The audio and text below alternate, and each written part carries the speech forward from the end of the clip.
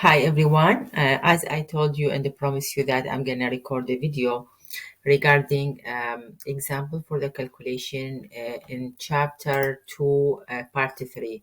So it's already posted in the PowerPoint and the solution there. I'm gonna just spend some time to explain the steps and how to solve it.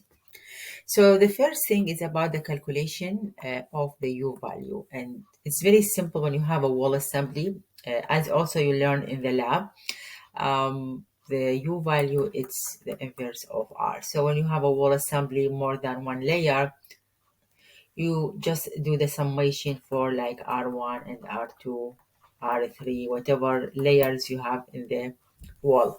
So this example here we have the exterior brick, 2-inch concrete block, 8-inch drywall finish, 2-inch. So you can find the R per inch and then multiply by the total thickness. And here we have the R for 1 inch of the brick is 0.8 and the brick is 2-inch. And then just you multiply it for the brick, and you see here you multiply, you get the total R for the specific thickness. For the drywall is the same thing, 1 inch. It's 0.4, and then the drywall here it's 2-inch. You just multiply and you get the number here. And for the concrete we have already for the 8-inch, for example. So at the end what you do is just you take these R values you find for the whole thickness for each specific material and you sum up. So you do here the summation you see here for these values, this one here, and then just take 1 over this summation, and then that's to find the U value. If you would like to find the calculation for the heat loss through the wall, it's the same equation, UA delta T, and you already find U, the value of it, which is this one. You just apply it, and then whatever the area. So here, if the wall area it's 10 feet by 20, just like that's the area. And if we have the delta T, whatever delta T internal and external, or interior inside here, inside, or indoor, and here outdoor. And again, as I told you, this calculation it's from exactly the wall to the wall. We are not talking about the heat transfer from the wall to the air inside or indoor or outdoor. And now to calculate the heat loss for like a specific wall with all other parts in the wall, like windows, doors, or ceiling, whatever. These are the steps. At the end, the total heating is the total heat loss through all external parts in any building, like windows, doors, ceiling, a roof also. So we do the summation here it is the total heat loss. So let's go with one example. It's simple here, and the question is calculate the heat loss on an exterior wall. So here just one wall with this specification, and this wall has door and window, and also we add the roof. So here we are talking about only this door. I just did this simple sketch. So we are talking about this wall only, the front. If we would like to calculate the heat loss through this wall, the heat goes out, let's say Q. We need also to add the value here depends on the area and the layers of the wall, or the wall on the left or behind, even the ground. But this example just about this front, which has like window and door. And here the temperatures inside is 72, the outdoor temperature -5. And just pay attention to the dimension. And here the exterior were 8 times 22 feet. So maybe you have a question, which one is 8 and which one is the 22? Just look for the roof dimension here. It's a 22 times 16. So the 22 is the common dimension between the wall and the roof. So this one, the 22, this one. And the roof is 22 times 16. So this length is 16. And for the wall would be this dimension from here till here, it is the 8 feet. So that's very important to pay attention about the dimension. Door surface, we have the area directly. Maybe we have only the dimension like the width and height. Window area is also available. So in order to calculate the heat loss, again, it is only one equation, which is Q U A delta T. You can find the value of the heat for Q for the door, and the Q, which is the heat loss for window, and the Q for the wall. We can add the roof or any other wall. It's the same thing. So what we need is delta T. Delta T is the same for all because the inside of the building or a space is the same inside temperature, which is here 72. And the outdoor -5. And so the steps is to find the delta T, put it aside, find the area for each part, put it aside, and then find the U value and then apply this equation for every part of the wall. So here we have the R value here for the wall with this 3.5 inch fiber glass. So we have the R value directly, and the R value for the door, we have it also, and the R value for the double pane or panels window is 1.53. And also we have the R value for the roof. So every part here we have the R value. And then the next step, or we start after we specify the information, we start with to prepare the information. So step one, even you cannot tell step one, two, three. Just this is just to show you. You can start with any step, by the way.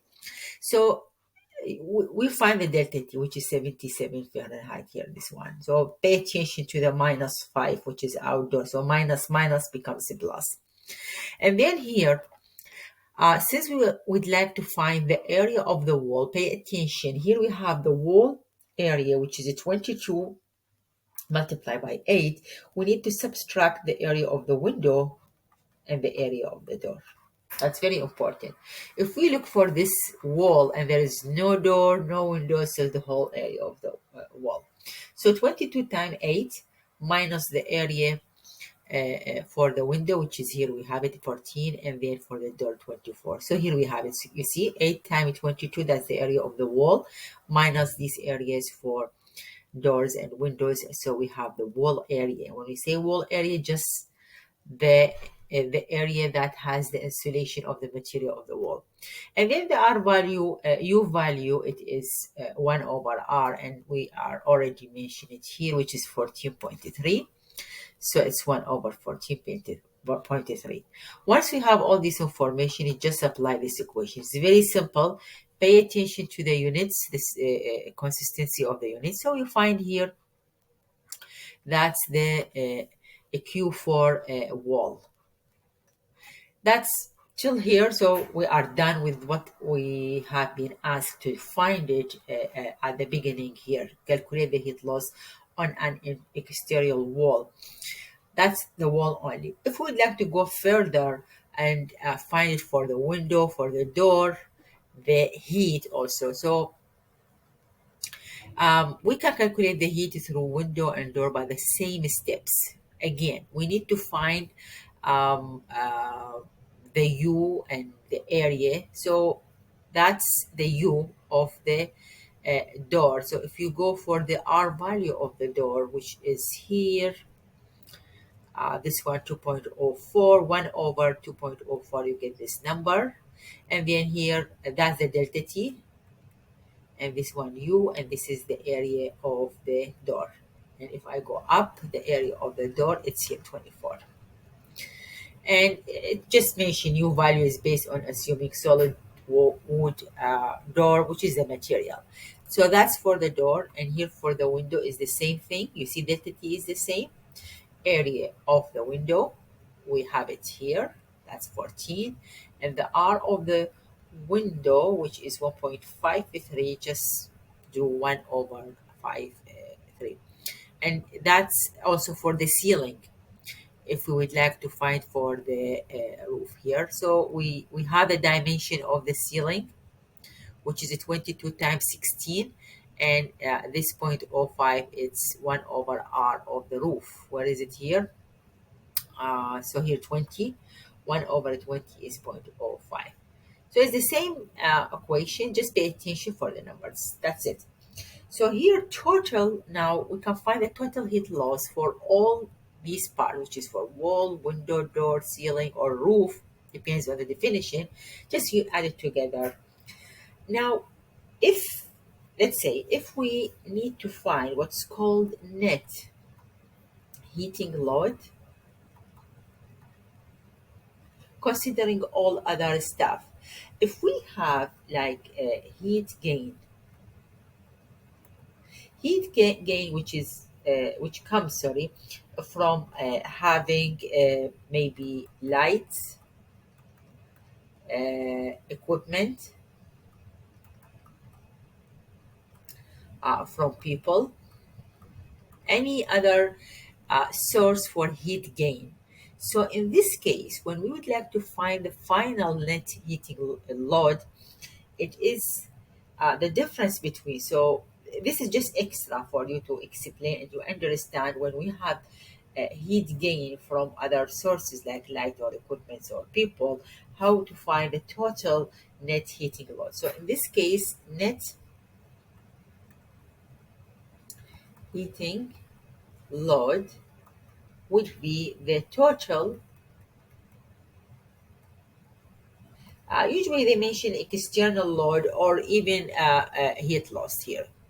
Total heat loss minus here total internal gain.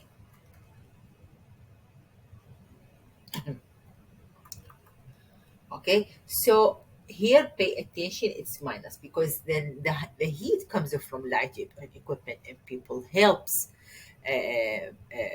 heating the space. So it's minus. If we are talking about net cooling load, in this case we add it because we need to have more cooling. This is just extra for your information if you would like. Another things we need to consider it, which is a heat loss also. It is the infiltration, air infiltration rate. We need to heat it. You had it already in the lab for. Here the equation is the same by that's air change per hour, one of the method to calculate the flow rate for the air infiltration. And if you look here for the equation, don't be confused. It is the same equation. And if you look here, so we have air change per hour.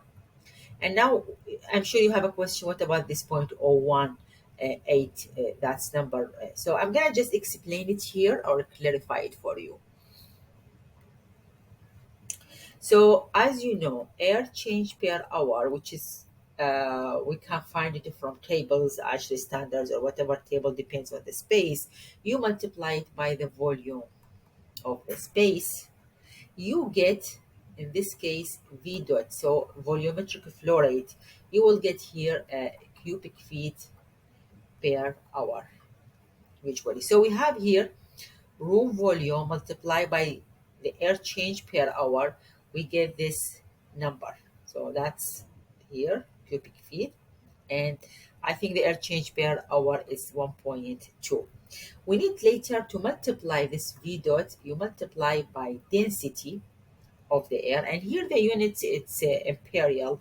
And the density for the air with the IP unit, it is 0.0765. Could be found from any place, and the unit is pound per cubic feet. So once you have this number, so these together, actually we have m dot. Now again, the equation for the Q, it is m dot C delta T, the heat capacity for the air, which is CP actually, as I told you. Again, now here we have this number, and then the C for the air, which with imperial unit, it is 0.24. You can find it online or from any table. 0 to 8 BTU per pound Fahrenheit. If you multiply this number by this number, you will get this number. That's how we get it. So what actually we have here, the total equation for the heat, it is m dot, and m dot is v dot, and v dot is air change per hour time volume. That's how we have it. So actually the equation is v dot density c delta t, and the v dot is air change per hour multiplied by the volume, and then density, and c, and delta t.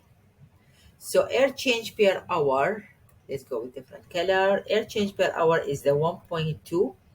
The volume is this one. That's the 22 times 16 times 8.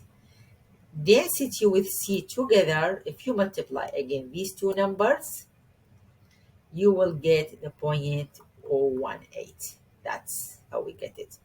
And then delta T, you have it here, 77. So that's how we have this equation. You see here the volume and the 1.2 and 77.01. And if you put the units, you get at the end BTU per hour. It's mentioned BTUH, which means per hour. Anyway, here the heat losses due to infiltration. That's an extra load. So this number, we can add it also to this number. So I think next slide. So you add it together, this number and this number. We get a total heat loss from the room, which is from the conduction heat loss and air infiltration. Again, we are not considering the heat losses due to convection. We don't consider the heat gain from any equipment or people or lights or anything. So that's just simple example to show you how to do the calculation. That's everything, and thank you very much.